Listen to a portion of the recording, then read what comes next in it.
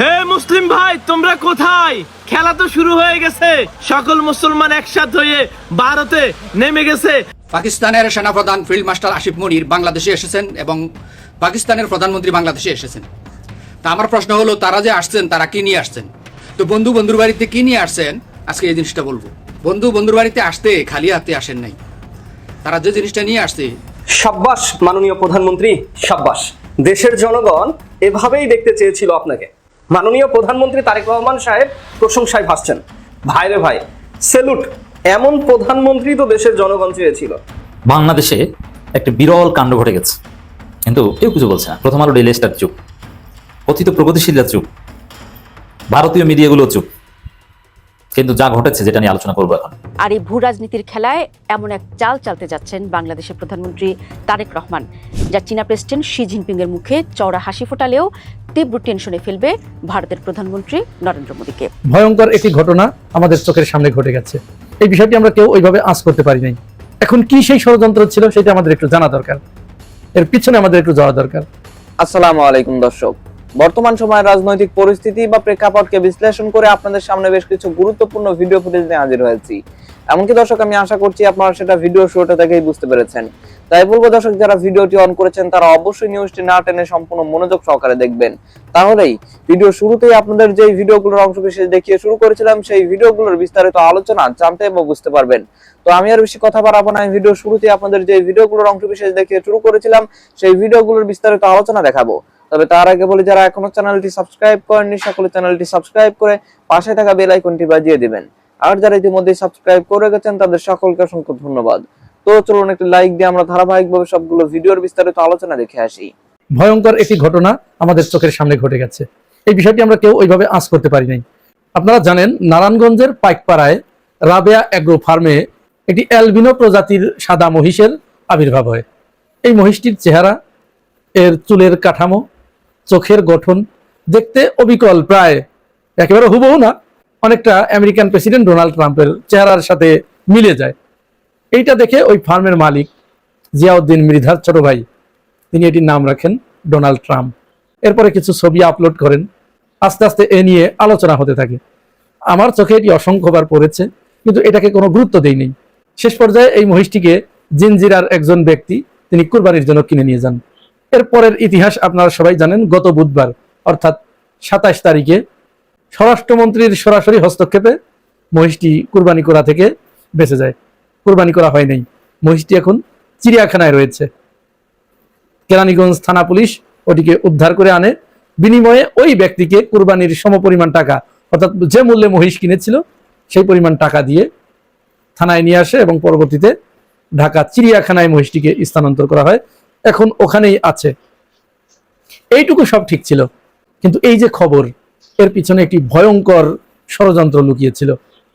যদি স্বরাষ্ট্রমন্ত্রীর মধ্যস্থতায় বা সরকারের মধ্যস্থতায় মহিষটিকে কুরবানির হাত থেকে রক্ষা না করা যেত, তাহলে হয়তো বাংলাদেশের রাজনীতিতে একটি ভয়াবহ বিপর্যয় নেমে আসতো। সেরকমই একটি ষড়যন্ত্রের আলামত স্পষ্ট হয়েছে এবং বাংলাদেশ গোয়েন্দা সংস্থার বিচক্ষণতায় তারা আগেভাগেই এই খবরটি পেয়ে গিয়েছিল। ফলে তারা সরকারকে অবহিত করে। সম্ভবত প্রধানমন্ত্রী তারেক রহমানের নির্দেশেই স্বরাষ্ট্রমন্ত্রী সালাউদ্দিন আহমেদ তিনি নির্দেশনা দেন কেরানীগঞ্জ থানা পুলিশকে মহিষটিকে সেখান থেকে উদ্ধার করে আনার জন্য। এখন কি সেই ষড়যন্ত্র ছিল সেটা আমাদের একটু জানা দরকার, এর পিছনে আমাদের একটু যাওয়া দরকার। বিষয়টা একটু লক্ষ্য করবেন। মহিষের চেহারাটা ছিল ডোনাল্ড ট্রাম্পের মতো, বিশেষ করে তার সামনে যে চুলের কাটিংটা, এটা হুবহু ট্রাম্পের চুলের কাটিং এর সাথে মিলে যায়। আমি ছবিটা একটু দিচ্ছি, আপনারা একটু দেখুন, ভালো করে পরখ করুন, বুঝতে পারবেন। এই মহিষটাকে যেদিন কেরানীগঞ্জের ভদ্রলোক কুরবানির জন্য কিনে নিয়ে আসে, তারপরে প্রথম আলোতে একটি রিপোর্ট হয়। প্রথম আলোর ওই রিপোর্টের বরাত দিয়ে কলকাতার বিভিন্ন পত্র পত্রিকায়, টিভি মাধ্যমগুলোতে ইনিয়ে বিনিয়ে কিছু খবর প্রকাশ করা হয়। এই খবরে মুহূর্তের ভিতরে এই সারা পৃথিবী নড়েচড়ে ওঠে। মার্কিন যুক্তরাষ্ট্রের বিখ্যাত প্রভাবশালী সংবাদ মাধ্যম CNN এর উপর একটা প্রতিবেদন তৈরি করে। এইটার পরে বিশ্বের প্রায় অধিকাংশ বড় বড় media, Al Jazeera, Reuters, AFP, Washington Post, বিভিন্ন সংবাদ মাধ্যম এই ব্যাপারে প্রতিবেদন প্রকাশ করে। বিপত্তিটা আরো ঘনীভূত হয়ে আসে এই ব্যাপারে খোদ টুইট করেন ইরানের একজন কর্মকর্তা। ইরানের ওই কর্মকর্তা যখন এই বিষয়ে টুইট করে বসেন এই মহিষ ডোনাল্ড ট্রাম্পকে নিয়ে, স্বাভাবিকভাবেই এটা আরো মুহূর্তের ভিতরে সারা পৃথিবীতে ভাইরাল হয়ে যায় এবং এটি ডোনাল্ড ট্রাম্পের দৃষ্টিগোচর হয়।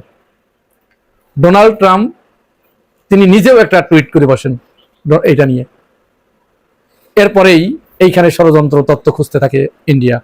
এখানে বিশেষ করে ভারতের আনন্দবাজার পত্রিকা ষড়যন্ত্র পাকতে থাকে, এমন কঠিন ভয়ঙ্কর ষড়যন্ত্রের ছক আঁকতে থাকে যেটা শুনলে আপনারা শিউরে উঠবেন। কি ষড়যন্ত্র আঁকতে থাকে? আপনারা জানেন অল্প কিছুদিনের মধ্যেই প্রধানমন্ত্রী তারেক রহমান চীন সফর করবেন। ঠিক এই সফরকে বানচাল করার জন্য, ভণ্ডুল করার জন্য যখন অন্য সমস্ত উপায়ে ব্যর্থ হয়ে ভারত বিভিন্ন কৌশল পন্থা অবলম্বন করছিল, মৌকা খুঁজছিল, ঠিক সেই সময় তারা এই ডোনাল্ড ট্রাম্প মহিষের বিষয়টা তাদের সামনে চলে আসে। তারা একটু নড়ে চড়ে বসে, এইটা দিয়েই তারা বাংলাদেশকে ঘায়েল করার স্বপ্ন দেখতে শুরু করে। যেহেতু ভারত কোনো মতো অবস্থায় চাচ্ছে না চীনের সাথে বাংলাদেশের বন্ধুত্বটা গড়ে উঠুক, সুতরাং এইটা ঠেকানোর জন্য তারা আমেরিকাকে উস্কাতে থাকে, ডোনাল্ড ট্রাম্পকে উস্কাতে থাকে। এবং এই ডোনাল্ড ট্রাম্পকে যদি কুরবানি করা হতো তাহলে ওই কুরবানির দিনই বা তার পরের দিন ভারতের যে গণমাধ্যমগুলো আছে সেইখানে বড় বড় লাল অক্ষরে অন্তত 3-4টা সংবাদ শিরোনাম তারা করত। কি সংবাদ শিরোনাম তারা করতো সেটাও কিন্তু তারা রেডি করে রেখেছিল, কিন্তু বাংলাদেশি গোয়েন্দাদের তৎপরতায় আগে ভাগে তারা এই সংবাদটি পেয়ে যায়। ফলে তারা সরকারকে অবহিত করে, প্রধানমন্ত্রী স্বরাষ্ট্রমন্ত্রীকে এই বিষয়ে অবহিত করে যে দ্রুত ব্যবস্থা নেবার জন্য। অনেকেই বলছেন, ধারণা করা হচ্ছে যে এই ব্যাপারে মার্কিন দূতাবাস থেকে স্বরাষ্ট্রমন্ত্রীকে ফোন করা হয়েছিল যে আপনারা এই ব্যাপারে একটু ভেবে দেখেন, এটা যেন না হয়। আবার কেউ কেউ বলছেন এক ধাপ এগিয়ে গিয়ে, এটা কিন্তু জাস্ট ছড়িয়ে পড়েছে সামাজিক যোগাযোগ মাধ্যমে, ডোনাল্ড ট্রাম্প স্বয়ং বাংলাদেশের প্রধানমন্ত্রীকে ফোন করে বিষয়টি অবহিত করেছেন। তবে ভারতের ষড়যন্ত্র ব্যর্থ হলো যেখানে, সেটা হচ্ছে এই মহিষকে যদি কুরবানি করা হতো তাহলে ভারত আনন্দবাজার পত্রিকা পরের দিন সংবাদ শিরোনাম করতো, ডোনাল্ড ট্রাম্পকে জবাই করে চীনকে ঘরে তুললো বাংলাদেশ। এই একটা শিরোনাম তারা করতে পারত। অথবা তারা আরেকটা শিরোনাম করতে পারত, মহিষ ডোনাল্ড ট্রাম্পকে জবাই করে মূলত মার্কিন যুক্তরাষ্ট্রের ডোনাল্ড ট্রাম্পকে প্রচ্ছন্ন হুমকি দিল বাংলাদেশ। এটা একটা শিরোনাম তাদের হতে পারত। পাকিস্তানের সেনাপ্রধান ফিল্ড মার্শাল আসিফ মনির বাংলাদেশে এসেছেন এবং পাকিস্তানের প্রধানমন্ত্রী বাংলাদেশে এসেছেন। তা আমার প্রশ্ন হলো, তারা যে আসছেন তারা কি নিয়ে আসছেন? আমি ফেসবুকে কন, ইউটিউবে কন, টিকটকে কন, যে কোনো একটা পাকিস্তানি আইডি যদি পাই, তখনই তারা আমি শুনতে পাই যে মেরা বাংলাদেশি ভাইও, মেরা বাংলাদেশি বন্ধু। তো বন্ধুর বাড়িতে কি নিয়ে আসছেন আজকে এই জিনিসটা বলবো। বন্ধুর বাড়িতে আসতে খালি হাতে আসেন নাই। তারা যে জিনিসটা নিয়ে আসছে, J-17 থান্ডার, যে বিমান দ্বারা এই কিছুদিন আগে অপারেশন সিঁদুর, ভারতের অপারেশন সিঁদুরের জবাব দিয়েছিল বুনিয়ানুম মাকসুস দিয়ে, ঠিক সেই বিমান বাংলাদেশকে দিয়ে গেছে ইনশাল্লাহ। শুধু তাই নয়, যা প্রয়োজন তা দিবি। তারপরে তুরস্ক, শুনলে খুশি হবেন, ড্রোন, যত আইটেমের ড্রোন আছে যা প্রয়োজন দিতে প্রস্তুত। তাই ভারত যদি আমাদের দেশে আক্রমণ করার মতো দুঃসাহস দেখায় তাহলে এই ভারতকে 50 ভাগে বিভক্ত করা হবে। আমরা যখন মাঠে নেমেই পড়বো খেলায়, হাত যখন ভরে ফেলবো, তখন আমরা আমাদের 7 সিস্টার, এগুলো আমাদের প্রদেশ, গ্রেটার বাংলাদেশ ম্যাপ দেখলে আমরা দেখি যে এগুলো আমাদের প্রদেশ, কলিকাতা, তারপরে 7 সিস্টারের যত কটা রাজ্য আছে সব কটা আমাদের। এটা ব্রিটিশ আমাদেরকে দিয়ে গেছিল। সেই অনুসারে আমরা যখন মাঠে নামা পড়বো তখন আমরা এইগুলা মুক্ত করার আগ পর্যন্ত আমরা ঘরে ফিরবো না ইনশাল্লাহ। ভারতকে চরম একটা শিক্ষা দেওয়া হবে। এরপরে পাশে আছে চায়না, তথ্য প্রযুক্তি দিয়ে যত সহযোগিতা করার চায়না আমাদেরকে করার জন্য প্রস্তুত, যেটা ইরানকে করেছে। তাই ভারতকে সাবধান করে দিয়ে বলে দিতে চাই, আমাদের কিছু নাই সেটা ভেবো না, আর আমাদের কিছু না থাকার পিছনে সেটার জন্য দায়ী ভারত। তাই আমরা এখন আর আগের বাংলাদেশ নই, আমরা 5 আগস্টের আগের বাংলাদেশ আর এখনকার বাংলাদেশ এক নয়। সাবধান হয়ে যাও, আমাদের দেশে আক্রমণ করার মতো দুঃসাহস দেখালে আমরা চরম শিক্ষা দিব ভারতকে ইনশাল্লাহ। আমরা আমাদের এই 7 সিস্টার মুক্ত করেই ছাড়ব। যদি আমরা খেলায় নেমেই পড়ি তখন আর আমাদের পিছু হটার কোনো রাস্তা থাকবে না, সুযোগ থাকবে না। আমরা আমাদের দেশে এক রাজনৈতিক দল আরেক রাজনৈতিক দলের বিরুদ্ধে করব, আমরা নির্বাচন আসলে কারাকারি করব, পারাকারি করব, কিন্তু ভারত ইস্যুতে আমরা সবাই এক। আমরা ভারতকে ছাড় দিব না ইনশাল্লাহ। পাবলিক প্লেসে ধূমপান করলেই 300 টাকা জরিমানা। মাননীয় প্রধানমন্ত্রী তারেক রহমান সাহেবের উদ্যোগ দেখেন। এই যে তরুণ যারা আছে, যারা অল্প বয়সী ছেলে মেয়ে আছে, মাদক সেবন করে, তাদের জন্য শাস্তির ব্যবস্থা। পাবলিক প্লেসে যদি ধূমপান করেন 300 টাকা জরিমানা। যদি কোনো কারণে আইন লঙ্ঘন করেন, দ্বিতীয়বার এর জরিমানা হবে দ্বিগুণ। 18 বছরের নিচে যারা আছে তারা মাদক সেবন করতে পারবে না। যদি মাদক সেবন করে তাদের শাস্তি হবে আরো বেশি। এবং 18 বছর নিচে যদি কেউ মাদকের ব্যবসা করে, একেবারে ডাইরেক্ট নিষেধাজ্ঞা মাদকের ব্যবসাতে। ভাইরে ভাই, মাননীয় প্রধানমন্ত্রী তারেক রহমান সাহেব তিনি যদি এই নতুন যে উদ্যোগটা নিয়েছেন সফলভাবে 100% কার্যকর যদি তিনি করতে পারেন, তাহলে দেশের মানুষের নজরে, দেশের মানুষ অলরেডি আমরা দেখেছি প্রচুর পরিমাণে প্রশংসা পাচ্ছে। কারণ প্রত্যেকটি বাবা মা তাদের সন্তানদেরকে নিয়ে টেনশনে থাকে। সন্তান বাসায় থেকে বের হলেই বাবা মা টেনশনে পড়ে যায় যে আমার সন্তান কার সাথে চলবে, কোথায় গিয়ে বসবে, কি খাবে। হ্যাঁ, মেলামেশা করলেই তো শেষ। তো প্রত্যেকটি পিতামাতা, গার্জিয়ান যারা আছে তারা তো প্রশংসায় ভাসাচ্ছেন। পাবলিক প্লেসে সিগারেট, ধূমপান এবং 18 বছরের নিচে যারা মাদক সেবন করবে বা যারা মাদকের ব্যবসা করবে তাদেরকে কঠিনতম শাস্তির আওতায় নিয়ে আসা হবে। মাননীয় প্রধানমন্ত্রী তারেক রহমান সাহেব তিনি নির্বাচনী ইস্তেহারে বেশ কিছু প্রতিশ্রুতি দিয়েছিলেন। প্রতিশ্রুতি মোতাবেক তিনি ফ্যামিলি কার্ড দিয়েছেন, কৃষক কার্ড দিয়েছেন, প্রবাসী কার্ড, খাল খনন কর্মসূচি, বৃক্ষরোপণ কর্মসূচি, সফলভাবে তিনি এগুলো পালন করছেন। এবার নতুন করে আলোচনায় এসেছে ধূমপান নিয়ে। মাদকের বিরুদ্ধে মাননীয় প্রধানমন্ত্রী তিনি অন্যরকম ভাবে উঠে পড়ে লেগেছেন এবং এই সিদ্ধান্তটা যদি 100তে 100% কার্যকর হয়, দেশের প্রেক্ষাপট চেঞ্জ হয়ে যাবে। তরুণ ছেলে মেয়ে যারা আছে তারা শক্তিতে রূপ নিবে, দেশের মেরুদণ্ড হয়ে দাঁড়াবে। আপনারা দেখেন আজকে যুব সমাজ শেষ হয়ে গেছে, বিলীন হয়ে গেছে। যারা নেশার সাথে যুক্ত আছে, আমারই আশেপাশে কয়েকটা ভাই ব্রাদারকে দেখি, তাদের শরীর এই শুকায়া মানে হচ্ছে হিন টিন, শুধু হাড্ডি আর চামড়া লেগে আছে, তাদের শরীরে কিছু নাই, টানাটানির মধ্যে থাকে, এটা সেটা খায়, গুলা ঝাঁকি দিয়ে কি সব খায়, শরীরে কিন্তু চামড়া ছাড়া মাংস নাই। ওকে যদি আপনি এভাবে ধাক্কা মারেন ও পড়ে যাবে, ও কোনো কাজ করে খেতে পারবে না। রাত্রের বেলা চুরি করে, কারেন্টের তার চুরি করে, কলার কাইন চুরি করে, এটা সেটা চুরি করে সে নেশার টাকা পয়সা যোগান দেয়। এই যে যুব সমাজ তারা নেশার ফাঁদে পড়ে এক শরীরটাকে শেষ করেছে, যৌবনটাকে শেষ করেছে, পরিবারটাকে শেষ করছে এবং সর্বশেষ দেশের সম্পদকে শেষ করার জন্য উঠে পড়ে লেগেছে। মাননীয় প্রধানমন্ত্রী তারেক রহমান সাহেবের এই উদ্যোগ যদি সফলভাবে কার্যকর হয়, তাহলে দেশের মানুষের নজরে তিনি হিরো হয়ে যাবেন, হিরো। এবং যারা গার্জিয়ান আছে, বাবা মা যারা আছে, তারা মাথায় তুলে নিয়ে নাচবেন যে যেই কাজ কেউ করতে পারেনি বিএনপি সরকার সেটা করবে। বাংলাদেশে একটা বিরল কাণ্ড ঘটে গেছে, কিন্তু কেউ কিছু বলছে না। প্রথম আলো ডেইলি স্টার চুপ, কথিত প্রগতিশীলরা চুপ, ভারতীয় মিডিয়াগুলো চুপ। কিন্তু যা ঘটেছে, যেটা নিয়ে আলোচনা করবো এখন, ওইটা যদি এমন সময় ঘটতো যে ইউনূস ক্ষমতায় অথবা জামাত ক্ষমতায়, তখন বলতো যে বাংলাদেশ জঙ্গি রাষ্ট্র হয়ে গেছে, মৌলবাদীদের উত্থান, মৌলবাদীদের কাউথাবা বাংলাদেশ। তখন ভারতের ময়ূক রঞ্জন দৌড়ে দৌড়ে বলতে, এই যে মৌলবাদী হামলা, এই যে দেখেন মৌলবাদ আসছে, ওই যে মৌলবাদ, ওই শেষ, বাংলাদেশে পাকিস্তান হয়ে গেছে, আফগানিস্তান হয়ে গেছে। যদিও আফগানিস্তান এখন আবার ভারতের পেয়ারে আফগানিস্তান। আর জামাত ক্ষমতায় থাকে সেম। আপনারা দেখেছেন যে বাস্তবতাটা কি, যে ইউনূস ক্ষমতায় কয়েকশো আন্দোলন হয়েছে যমুনা বা প্রধানমন্ত্রীর প্রধান উপদেষ্টার বাসভবনকে কেন্দ্র করে। সে আন্দোলন হঠাৎ করে নাই হয়ে গেছে। তাহলে কি ওই আন্দোলনগুলো সব ইউনূসকে চাপ দিয়ে মেটিকুলাস ডিজাইন নির্বাচন করানোর জন্য বিএনপি করতো? ওগুলো সব বিএনপির ছত্রছায়া আন্দোলন হতো? বিএনপি সরাসরিও তো যমুনা অভিমুখে আন্দোলন করেছে, সেই ইশরাকের নেতৃত্বে।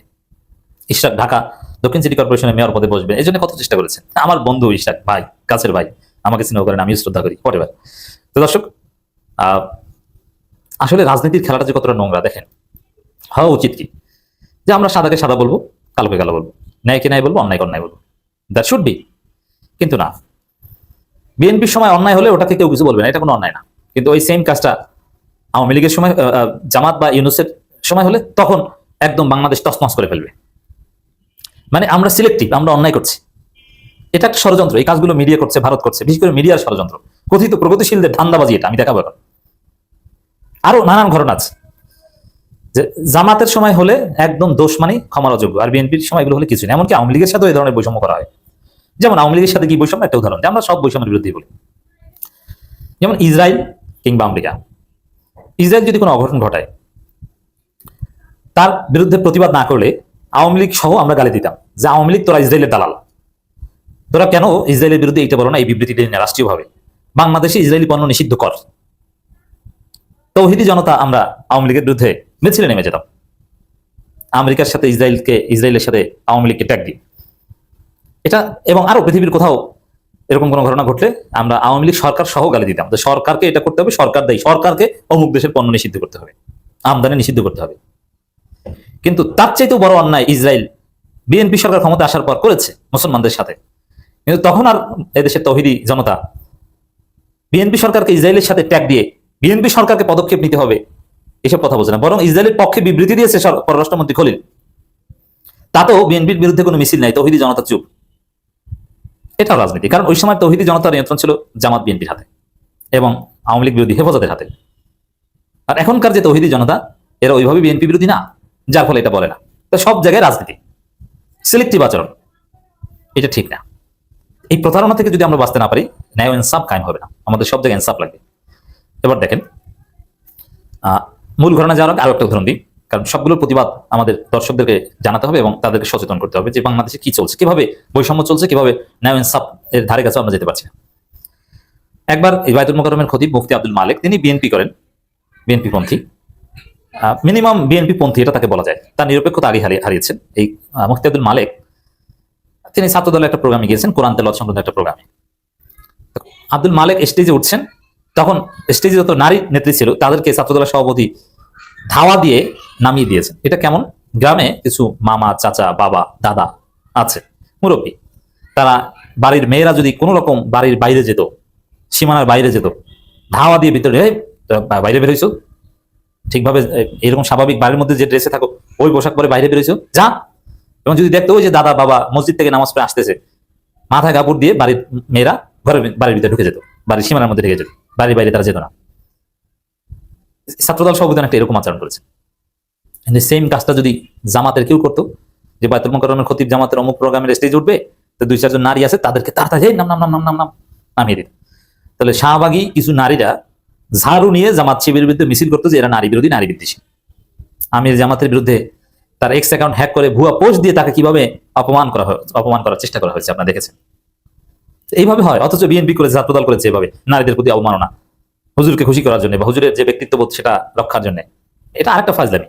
আরে ভাই, আপনার পর্দা বা উচিত অনুচিত এটা তো সবসময় করবেন, যে হুজুর আসলে তখন এটা থাকবে না, আর হুজুর না আসলে বা হুজুর চলে গেলে থাকবে, এটা তো আরেকটা প্রতারণা। এবং সেই প্রতারণায় হেল্প করছেন বায়তুল মোকাররমের খতিব, হোয়াটএভার।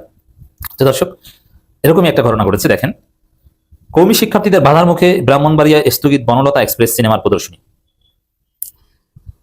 ইউনূস ক্ষমতায় থাকতে যদি কোনো, বা জামাত যদি থাকতো বাই চান্স, যদি কোনো সিনেমার প্রদর্শনী স্থগিত করতে হতো, এতক্ষণে ভারতের মিডিয়াগুলোতে ভারতীয় সিনেমা তোল পার তৈরি হয়ে যেত।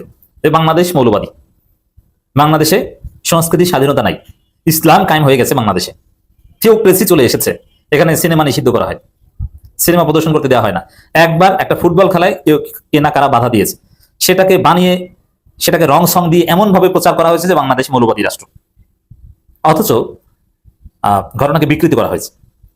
আর এখন এটা সত্য কথা, এবং কওমি শিক্ষার্থীরা শুধু বাধা দিয়ে বনলতা সেন এক্সপ্রেস সিনেমা প্রদর্শনী বন্ধ করে দিয়েছে, শুধু এখানেই সীমাবদ্ধ নয়। কেন বাধা দেওয়ার যৌক্তিক হয়েছে, এর পক্ষে বড় বড় কওমি বুদ্ধিজীবীরা দেখছি বয়ান ক্রিয়েট করছে। মানে এটা একটা রাষ্ট্রে এটা হতে পারে না, বাংলাদেশে সিনেমা চলবে, যার সিনেমা সে দেখবে, আমরা দেখবো না, বরং আমরা যারা হুজুর আমরা বলবো যে এটা জায়েজ নেই, এটা আপনি দেখবেন না। কিন্তু কেউ সিনেমা তৈরি করলে বা কেউ প্রদর্শন করলে সেটা বন্ধ করার দায়িত্ব আমার না, সেটা বন্ধ করার অধিকার আমার নেই। আমি আমার জনগোষ্ঠীকে সতর্ক করবো যে এটা দেখা পাবো। কিন্তু সিনেমা প্রদর্শন বন্ধ করে দিয়েছে, এটা একটা মব। অথচ প্রথম আলো ডেইলি স্টার কেউ মব বলছে না, ভারত এটা নিয়ে রিপোর্ট করছে না, আর সুশীলরাও এটা নিয়ে ঝাড়ু মিছিল করছে না, কারণ বিএনপি ক্ষমতায়। এই যে সিলেক্টিভ প্রতিবাদ, এখানে যদি জামাত থাকতো বা ইউনূস থাকতো, দেখতেন যে প্রথম আলো ডেইলি স্টারে বিরাট কলাম, ভারতের মিডিয়ায় ময়ূররঞ্জনে দৌড়দৌড়ি, এমনকি বিএনপি বলতো যে মব মব মব, এখন কেউ মব মব বলছে না। এই ধরনের প্রতারণার রাজ্যে আমরা বাস করছি। দর্শক, আমি আশা করছি আপনারা সকলে অত্যন্ত মনোযোগ সহকারে সবগুলো ভিডিও দেখেছেন। এমনকি দর্শক, যদি এই ভিডিওগুলো সম্পর্কে আপনাদের কোনো মতামত থেকে থাকে তাহলে তো অবশ্যই জানাবেন। দর্শক, নিউজটি শেষ করছি এখানেই, ফিরছি পরবর্তী নিউজে নতুন কোনো টপিকে। আল্লাহ হাফেজ।